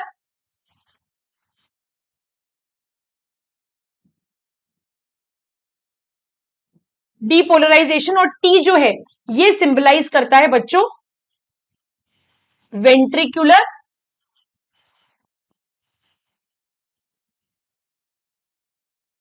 रीपोलराइजेशन। और ये क्यूआरएस जो है ये सिंबलाइज करता है वन पल्स। इसको क्या बोला जाता है, पल्स बोला जाता है। So this is the graphical representation of the electrical activity of the heart. तो यहां पर जो इंस्ट्रूमेंट यूज किया जाता है that is called as electrocardiogram. तो बच्चों जो मशीन यूज की जाती है that is called as electrocardiograph. और ईसीजी जो है this stands for electrocardiogram.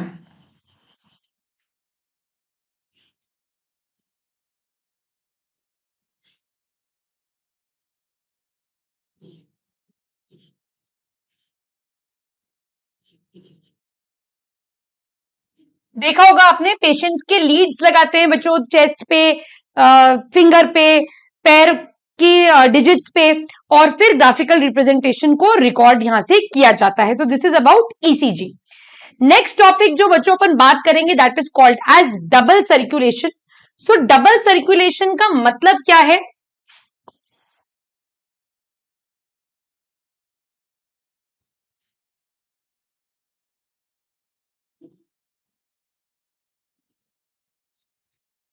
The blood enters the heart twice and circulated to body once, that is called as double circulation। Blood जो है वो हार्ट के पास दो बार जाता है लेकिन बॉडी में सर्कुलेट होने के लिए एक बार जाता है। That type of circulation is called as double circulation. once the heart receives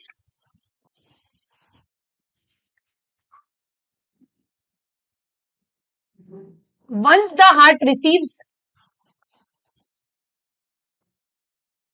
deoxygenated blood And once the heart receives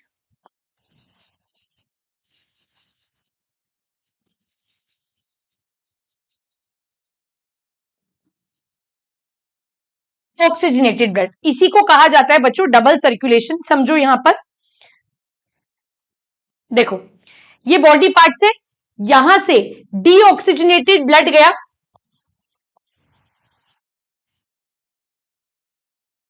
through veins, through vena cava, ये राइट एट्रिया में आया, राइट एट्रिया से राइट वेंट्रिकल, राइट वेंट्रिकल से ये pulmonary artery के through lungs के पास गया, जहां पर ब्लड का क्या हो गया, ऑक्सीजनेशन हो गया। पल्मोनरी वेन से ऑक्सीजनेटेड ब्लड लेफ्ट एट्रिया के पास आया, लेफ्ट वेंट्रिकल के पास आया, through aorta it is circulated to the body with the help of an artery. तो ये हो गया डबल सर्कुलेशन ब्लड।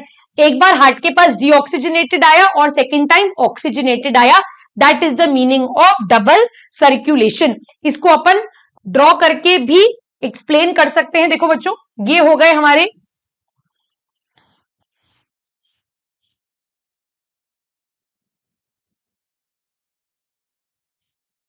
ये हो गए हमारे बॉडी टिश्यूज, यहां से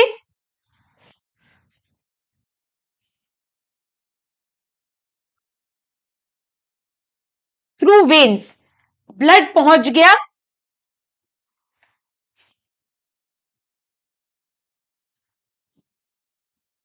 हार्ट के पास,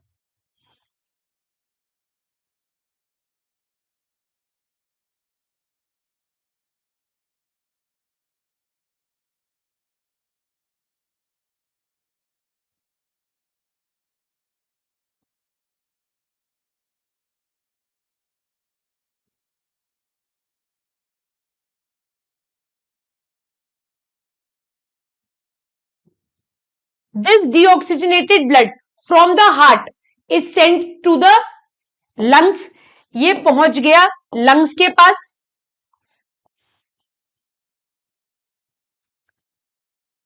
लंग्स में ब्लड क्या होंगे बच्चों, लंग्स में ब्लड ऑक्सीजनेट होंगे,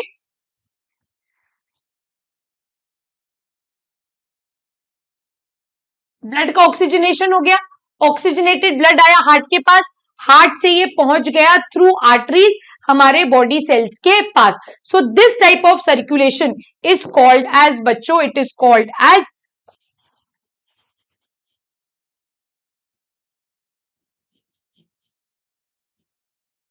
double circulation. This is deoxygenated blood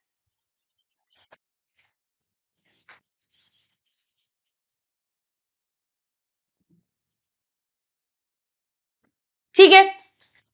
अब यहीं पर अपन बात करते हैं बच्चों एक इंपॉर्टेंट टॉपिक की, विच is the difference between arteries and veins. तो यहीं पर डिस्कस करते हैं that what is the difference between artery and veins.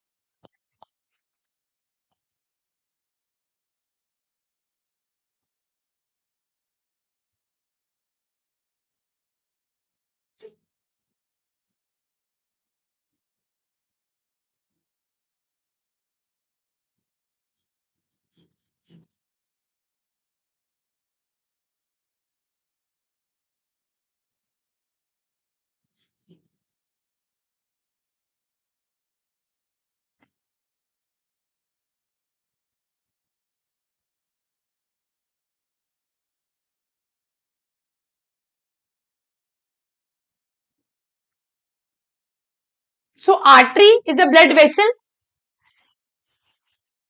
carries blood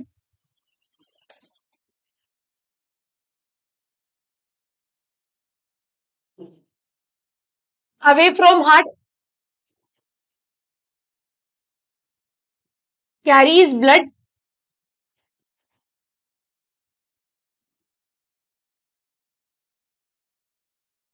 carries blood towards the heart. ठीक है, इसमें कोई एक्सेप्शन नहीं है। Carries oxygenated blood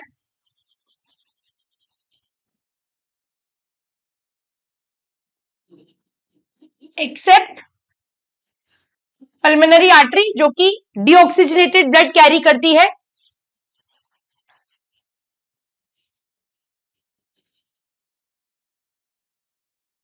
carries deoxygenated blood accept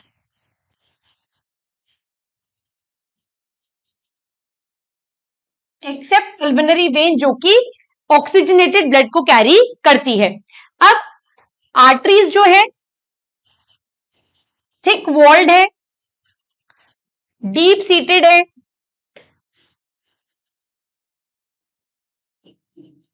carries blood at high pressure,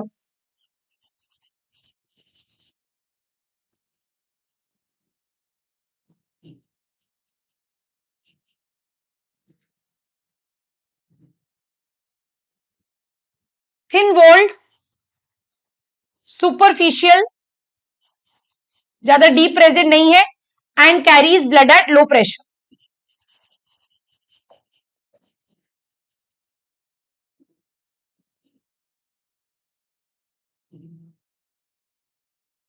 एक और चीज, वेन्स में वाल्व्स प्रेजेंट होंगी, यहां पर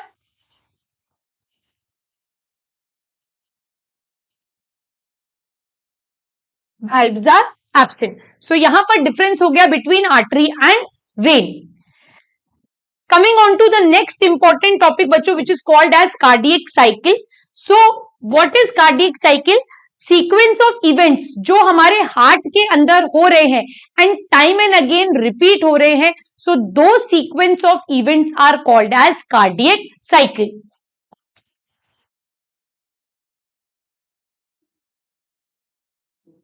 The sequence of events which are taking place in heart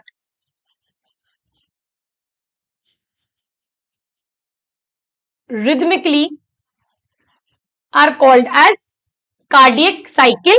Duration of cardiac cycle is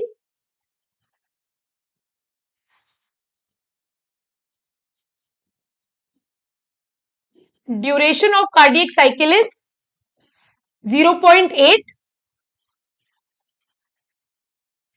seconds. Cardiac cycle में बच्चों दो टाइप के इवेंट्स हो रहे हैं, एट्रियल इवेंट्स भी हो रहे हैं और वेंट्रिकुलर इवेंट्स भी हो रहे हैं।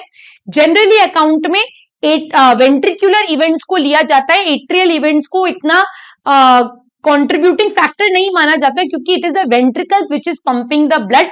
तो मैं आपको समअप कर जो कार्डियक साइकिल है वो समझा देती हूं ताकि आपको क्लैरिटी मिले। अब यहां पर होता क्या है बच्चों, atria are full with blood, atria ने ब्लड रिसीव कर लिया from superior vena cava and the pulmonary vein. So atria are full with blood. अब एट्रिया जब ब्लड से भर जाती है तो ब्लड जो है वो प्रेशर लगाता है और उसकी वजह से the bicuspid and tricuspid valves open, bicuspid और ट्राइकस्पिड वाल्व जो है वो खुल जाते हैं। जैसे ही ये वाल्व ओपन होते हैं, मैक्सिमम ब्लड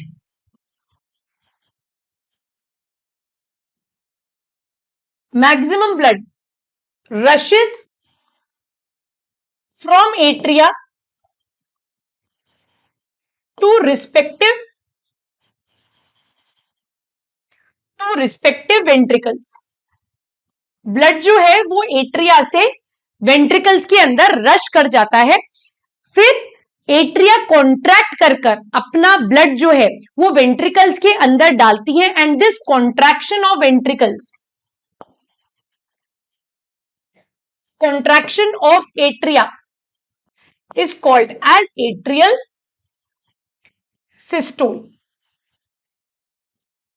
तो एट्रिया कॉन्ट्रैक्ट होके maximum 70% blood automatically due to pressure difference चला जाता है और रिमेनिंग 30% ऑफ ब्लड जो है उसको एट्रिया कॉन्ट्रैक्ट कर पास करती है।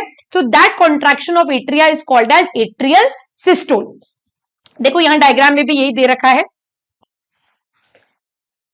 ये एट्रियल कॉन्ट्रैक्शन, एट्रिया कॉन्ट्रैक्ट होके अपना ब्लड दे रही है टू द वेंट्रिकल्स, तो मैक्सिमम ब्लड अपने आप चला जाएगा, रिमेनिंग 30% ऑफ ब्लड जो है उसको एट्रिया कॉन्ट्रैक्ट करके देगी।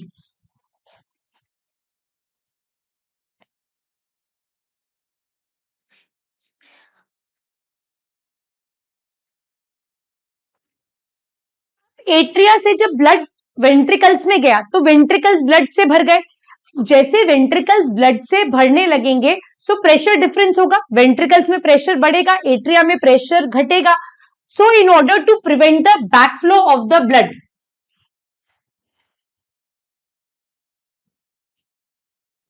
To prevent the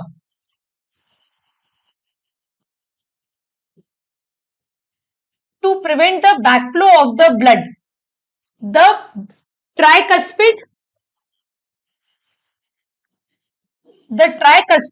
and bicuspid valves close, and this produces the first heart sound, and the first heart sound is बच्चों लब। लब क्या है? It is the first heart sound. और ये कब प्रोड्यूस हो रही है? जब बाइकस्पिड और ट्राइकस्पिड वाल्व जो है वो साइमल्टेनियसली क्लोज हो गए, एक साथ बंद हो गए, और उसकी वजह से एक हार्ट साउंड प्रोड्यूस हो रही है जो ऑडिबल है स्टेथोस्कोप से, that is called as the lub. अब यहां पर देखो क्या होगा, वेंट्रिकल्स के अंदर जो है, वेंट्रिकल्स के अंदर ब्लड भर गया। अब वेंट्रिकल्स क्या करते हैं? धीरे धीरे कॉन्ट्रैक्ट होना स्टार्ट होते हैं।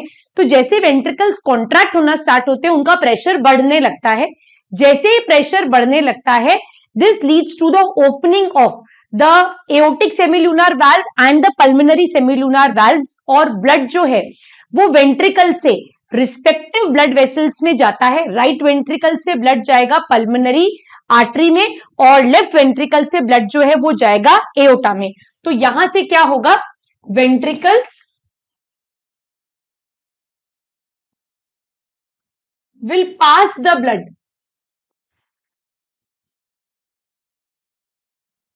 to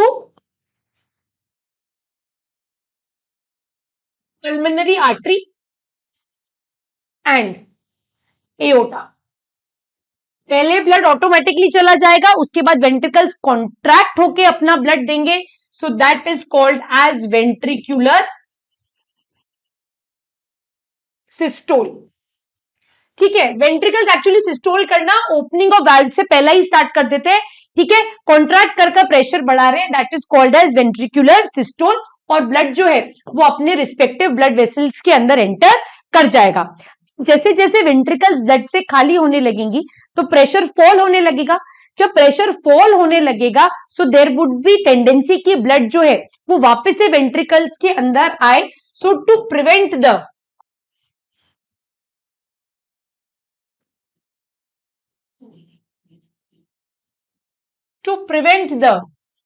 backflow of the blood, the left and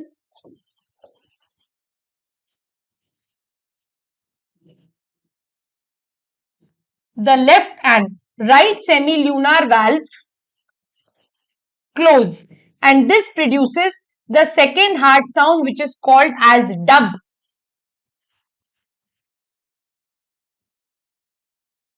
So first heart sound and second heart sound. First heart sound due to closure of bicuspid and tricuspid valve. Second heart sound due to the closure of left and right semilunar valve. अब valve बंद हो गई तो ventricles क्या करती है? Relax होना start कर देती हैं, and this relaxation of the ventricles is called as ventricular diastole. तो ventricular systole is followed by ventricular diastole. Ventricles relax होंगी, जैसे जैसे वेंट्रिकल्स रिलैक्स होंगी साइमल्टेनियसली एट्रिया अपना कॉन्ट्रैक्शन स्टार्ट कर देगी और वेंट्रिकल्स के अंदर ब्लड भेजना स्टार्ट कर देंगे, and the whole cycle repeat itself. कई बार कुछ बुक्स के अंदर बच्चों ऐसे लिखा हुआ रहता है, यू डोंट गेट कंफ्यूज, कुछ लिखा हुआ रहता है एट्रियल सिस्टोल जो है वो 0.1 सेकेंड का है, वेंट्रिकुलर सिस्टोल जो है वो 0.3 सेकेंड का है, and they consider the diastole as together कि जॉइंट डायस्टोल जो है वो 0.4 सेकेंड्स का है। So that sums up to be around 0.8 seconds, और इसमें सारे साइकिल ऑफ इवेंट्स जो है बच्चों को रिपीट हो जाते हैं। कार्डियक साइकिल में जो चीज याद रखने वाली है वो आपको ये देखना है कि लब और डब जो है वो कब और कैसे प्रोड्यूस हो रहा है। ठीक, this brings us to the last topic of the chapter, that is regulation of cardiac activity. तो कार्डियक एक्टिविटी जो है बच्चों, हार्ट मैंने आपको ऑलरेडी बताया है मायोजेनिक है, तो यहां पर नोडल टिश्यू प्रेजेंट है जो कि हार्ट की एक्टिविटी को क्या कर रहे हैं, रेगुलेट कर रहे हैं। अब साथ साथ में जो हमारा नर्वस सिस्टम है उसमें एक सिस्टम प्रेजेंट होता है ANS, which is called as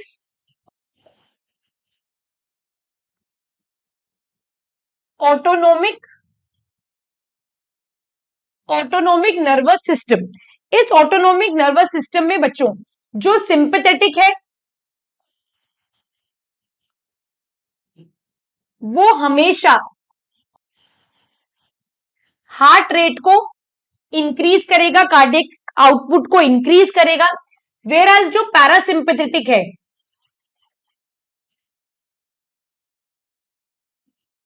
वो हमेशा हार्ट रेट को डिक्रीज करेगा। इसके साथ साथ हॉर्मोन्स जो है, एंडोक्राइन सिस्टम जो है वो भी क्या करेगा, हार्ट की एक्टिविटी को रेगुलेट करेगा। हार्ट खुद एक हार्मोन रिलीज करता है विच इज एएनएफ, जो कि क्या करेगा, ब्लड प्रेशर को रिड्यूस करने की कोशिश करता है। एल्डोस्टेरोन और ये सारी चीजें जब अपन एंडोक्राइन सिस्टम पढ़ेंगे वहां पर डिटेल में समझेंगे कि ये हॉर्मोन्स किस तरीके से कार्डियक एक्टिविटी को रेगुलेट करते हैं। Now this brings us to the last topic cardiac activity में ही, that what is the normal blood pressure. It is 120 by 80. 120 is your systolic pressure and 80 is your diastolic pressure. It is measured by a instrument which is called as sphygmomanometer. आपने देखा होगा एक mercury का column होता है, doctor यहाँ पर कफ tie करता है और फिर ब्लड प्रेशर को मेजर करता है। So this is your normal blood pressure, और यहां पर जिसका प्रेशर हम नापते हैं बच्चों वो हमेशा होता है वेंट्रिकल्स। ठीक है, या आप ऐसे बोल सकते हो आर्टीरियल प्रेशर नापा जाता है, वीनस प्रेशर को मेजर करना डिफिकल्ट है। सो नॉर्मली क्लिनिक में, ओपीडी में जो ब्लड प्रेशर नापते हैं वो हमेशा आर्टीरियल ब्लड प्रेशर होता है and that is 120 by 80। Okay, अब इतना करने के बाद बच्चों कुछ क्वेश्चन सॉल्व कर लेते हैं। A artery is a vessel that carries blood with high concentration of oxygen with high concentration of CO2 away from the heart, या बोथ ANC। तो बोथ ANC करेक्ट है। Artery generally O2 rich blood ही carry करती है and it will always carry blood away from the heart. In a cardiac cycle diastole is, तो diastole जो होता है बच्चों वो रिलैक्सेशन है। The number of heart beats per minute, the relaxation period after contraction, the forceful pumping, the contraction period after relaxation. तो option B यहां पर क्या हो जाएगा, करेक्ट हो जाएगा। Next, one of the difference between blood and lymph is blood has RBCs and WBCs while lymph has lymphocytes। बिल्कुल ठीक बात है। Blood has RBCs while lymph has no WBCs, false। Lymph के पास WBC होंगे। Blood has WBCs while lymph has RBCs, false। Blood has dissolved organic salts while lymph has no such inorganic salts। तो यहां पर right answer जो है बच्चों वो ऑप्शन ए होगा, यही बेस्ट एक्सप्लेन कर रहा है। लिम्फ के पास भी इनऑर्गेनिक सॉल्ट्स बिल्कुल प्रेजेंट होंगे। Mammals are said to have double circulation. Double circulation क्यों है? Blood vessels are paired, there are two type of blood vessels, there are two systems, the blood circulates twice through the heart. Option D यहां पर absolutely correct है। Blood जो है वो heart में 2 बार आता है। Okay, proteins contribute 6 to 8% of the blood plasma. ठीक बात है, पूरा कॉम्पोजिशन अपन ने देखा है। Plasma is red coloured fluid, false. Pale yellow है। Plasma without the clotting factor is called as serum, ये बात ठीक है बच्चों। प्लाज्मा से अगर मैं क्लॉटिंग फैक्टर्स को निकाल दूंगी तो मेरे पास क्या बचेगा, सिर्फ और सिर्फ serum. Glucose, amino acid, lipids etcetera are always present in the plasma as they are always in transit in the body. ये बात बिल्कुल ट्रू है बच्चों, प्लाज्मा के अंदर ये सब होगा। ट्रांजिट का मतलब है कि ये ट्रांसपोर्ट होते रहते हैं।